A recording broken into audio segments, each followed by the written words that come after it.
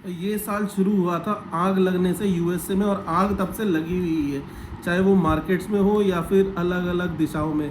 अभी air India की बात कर लोगे तो मतलब बहुत दुख हुआ इतना आगजनी देख के।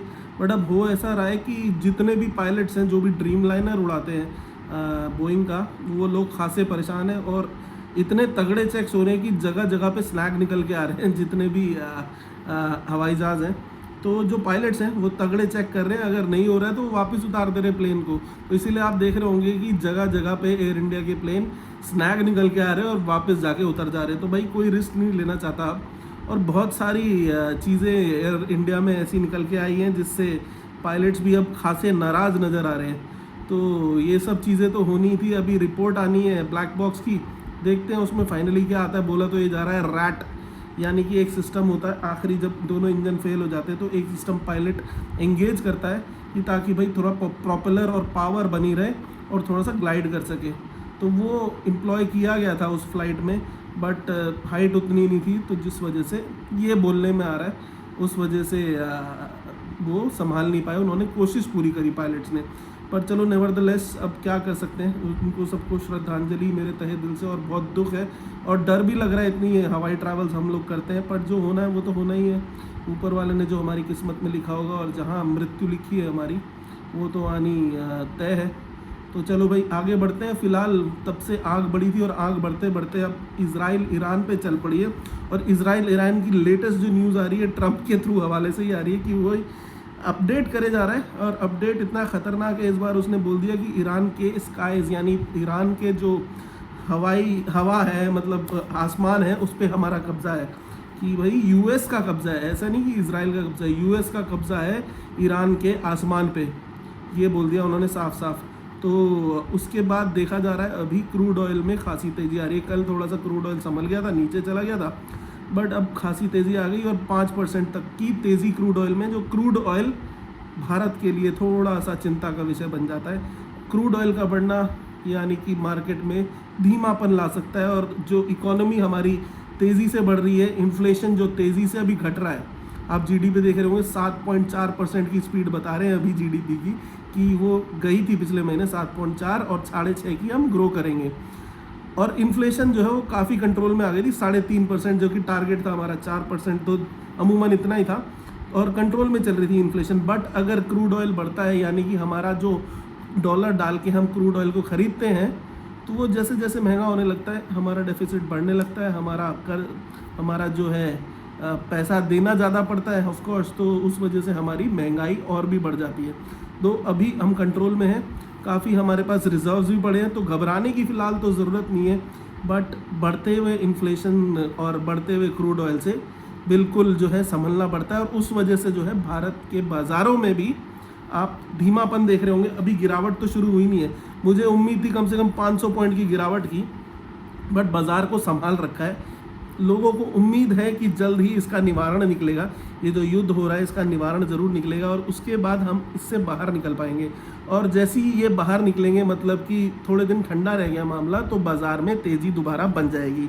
और तेज़ी जो पिछले आप 26 से 27 दिन से देख रहे होंगे निफ्टी में, वो लगभग 3.5% की रेंज में फंसा हुआ है, यानी कि लगभग लगाओगे तो 850 पॉइंट की रेंज है। 24,300 से 24,300 से लेकर 25,200 के बीच में ही मार्केट टहल रहा है पिछले 27 दिनों से। भाई ऐसा साइडवेज मार्केट हो चुका है कि अभी तो कुछ उम्मीद ही नहीं लगती है। एक दिन गिरता है, एक दिन बढ़ता है, एक दिन गिरता है, एक दिन बढ़ता है, और तीसरे दिन फिर से गिर जाता है। तो यही है, जब तक इस रेंज को नहीं तोड़ता 25,200 की, या 24,300 या 24,000 को डिसाइसिवली नहीं तोड़ता है, तो किसी भी तरफ मूव देना अभी मुश्किल ही लग रहा है। बट पहला मूव जो है मेरे हिसाब से नीचे का ही आना चाहिए, जो कि चार्ट स्ट्रक्चर को देख के लग रहा है। हमने एलियट वेव और सब कुछ मतलब अपना हिसाब किताब तोड़ मरोड़ के लगाया जो अपना, तो अभी दिखने में चार्ट में तो यही आ रहा है कि गिरावट का शेड्यूल बन चुका है। अभी जो आपको दिख रहा होगा इतना कि नहीं गिर रहा है, वो इसलिए नहीं गिर रहा है क्योंकि रिटेलर जो है वो ऑलरेडी बेरिश हो रखा है। तो पैसा तो रिटेलर का ही खाया जाएगा ना, किसका खाएंगे? जो बड़े बड़े लोग हैं वो आपस में तो खेलते नहीं है, वो फ़ोन करता है हाँ भाई आज मैं ख़रीद रहा हूँ, तो ऐसा नहीं है। खाना तो पोजीशंस तो रिटेलर की खानी है, इतने ज़्यादा रिटेलर घुस गए आज करके मार्केट में, तो उनको पैसा तो कमाना ही है। 90% पैसा रिटेलर ही गंवाता है। मतलब कि एफ.एन.ओ ट्रेड में आप देख रहे होंगे सेबी का डाटा, 90% रिटेलर नुकसान करता है जो कि ऑप्शंस ट्रेडिंग करता है या एफ.एन.ओ ट्रेडिंग करता है, और 80% कैश की ट्रेडिंग में गंवाता है। तो मतलब डेरिवेटिव में नुकसान ही है अभी। और इसके अलावा न्यूज़ आ रही थी कि एनएसई और बीएसई जो आपके निफ्टी और सेंसेक्स चलाते हैं, अभी निफ्टी एक्सपायर होता है आपका थर्सडे को और सेंसेक्स एक्सपायर होता है ट्यूसडे को। तो अभी ये इंटरचेंज होने वाला है, मतलब कि अब निफ्टी ट्यूसडे को होगा और सेंसेक्स थर्सडे को होगा। तो बात तो वही है, बट हाँ दोनों की एक्सपायरी चेंज हो जाएगी, तो थोड़ा सा इनके कॉन्ट्रैक्ट्स में फिर से चेंज आने लग जाएंगे। इसके अलावा एक न्यूज़ थी कि भाई टाटा मोटर, क्या बताऊं यार, मैं बड़े दिनों से देख रहा हूं कि टाटा मोटर जो इंडिया की दो बड़ी कंपनियां हैं ऑटो सेगमेंट की, चाहे आप महिंद्रा लगाओ और टाटा को लगाओ, उनके प्रोडक्शन को देखो, उनके इनोवेशंस को देखो। जब से टाटा जी का देहांत हुआ है उसके बाद से जो उनकी 2.0 स्ट्रैटेजी आई थी, जिसमें कि बड़ी बढ़िया गाड़ियाँ देखी थी आपने, नेक्सॉन देखी थी, हैरियर देखी थी, पंच देखी थी और अल्ट्रॉस देखी थी, धमाकेदार सेल हुई थी। उसके बाद आई क्या उनकी गाड़ियाँ, कर्व भी वही बना के गए थे और अभी तक उसके बाद कोई गाड़ियाँ आती भी नहीं थी। वहीं आप महिंद्रा को देखो यार, महिंद्रा क्या क्या गाड़ी लेके आया, एक्सयूवी लेके आया, ईवीज़ लेके आया, स्कॉर्पियो लेके आया, क्लासिक भी चला रहा है और नए नए इनोवेशन आ रहे हैं। क्या इनोवेटिव डिज़ाइन है उनकी ईवीज़ के, मतलब कि सही दामों में। थार ने तो छप्पर ही फाड़ रखा है, थार वो 4 डोर भी ले आया। तो तभी आप देख रहे होंगे दोनों के जो शेयर प्राइस है वो अपोजिट डायरेक्शन में ट्रेड कर रहे हैं। यानी कि टाटा 1200 पे के लेवल पे उन्होंने अनाउंस किया था कि हम डीमर्जर कर रहे हैं अपने पैसेंजर और ईवी सेगमेंट का और जो नॉर्मल कारें हैं उनका, और तब से जो है स्टॉक करेक्ट हो चुका है, मतलब कि 650 पौने 700 पे ट्रेड कर रहा है। अभी भी उम्मीद ये लग रही है 540-550 के लेवल पे बेस्ट बाय रहेगा, अभी भी खरीदने को देख सकते हैं। पर रिस्क रिवॉर्ड रेशो ठीक ठाक ही है, 50-50 में मान के चलूँगा।